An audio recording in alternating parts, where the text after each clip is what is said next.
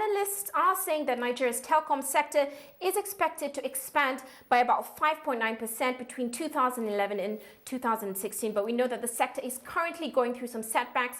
With me in the studio to discuss this is Demola Eleso, current chairman at Consol and acting CEO of Multilinks Nigeria. Welcome to the studio. Thank you very much. Now, you have quite an extensive background in Nigeria's telecom sector.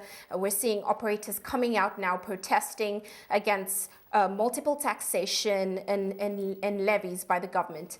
I looked at, I know the NCC set up an industry working group to mediate between the government on behalf of the operators. Now, looking at some of the findings of the group, operators are paying state governments millions. That's what I found. And I mean, really weird taxes are coming up, such as effluent discharge and turbidity levy. Could it be possible that people are trying to grab money from telcos because we have that impression that they have a lot of money? And I want to ask you, do the telecom operators have reason to protest this? Yes, I mean, I think in the first instance, there are multiple, it appears that Nigeria has just evolved into a situation in which everybody and their brother is dreaming up new methods of extracting funds from viable industry sectors, and the telco sector is certainly one of those. And so, you know, people are finding creative ways to invent levies and taxation. And the telecom sector is definitely suffering from this whole aspect. But as you say, the regulator, the sort of the governance body for the industry, has done, I think, the right thing and has set up an industry working group in which there is representation from the telco sector, and what they're doing is addressing the governments, all levels, sort of, we're talking about the federal government, the state governments, and the local governments, to try and harmonize the situation and get some legal footing for some of these taxes. What do you think the outcome will be, and what do you think the government's response will be? Will they actually move to get the state governments to reduce these taxes and levies?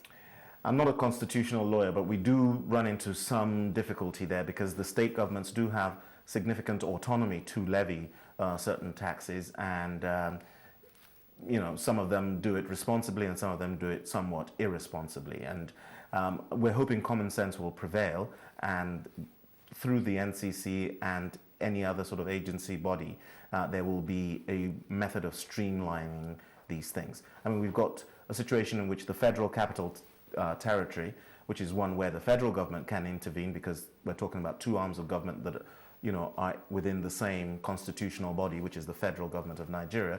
So you've got the NCC regulating the industry, you've got Abuja, the Federal Capital Territory, and they are levying 500,000 naira, which is about 3,000 odd dollars for operators just for having a telecoms tower or structure in place. And this is an example of multiple taxation that needs to be eliminated or harmonized in some way or shape. Well, because of this, I mean, telcos have actually come out threatening that they're going to increase tariffs. They're also saying that there's nowhere going to see any improvement in service quality. Now, as a subscriber, I'm a bit worried about this. Do you see tariffs going up if the government doesn't make any changes? And also, in terms of service quality, I'd love to know what is the reason for that we don't see good service quality, especially when big companies like MTN have invested billions of dollars last year in improving coverage. Okay, so multiple questions there. I'll unpack it. So, I mean, I see tariffs ultimately increasing in Nigeria, but not just because of the multiple taxation issue. In fairness, there's other reasons why I think telecoms operators would like to increase taxes. I mean, the biggest issue being power, and the fact that most of the telecoms operations have to rely on their own power generation through diesel generators.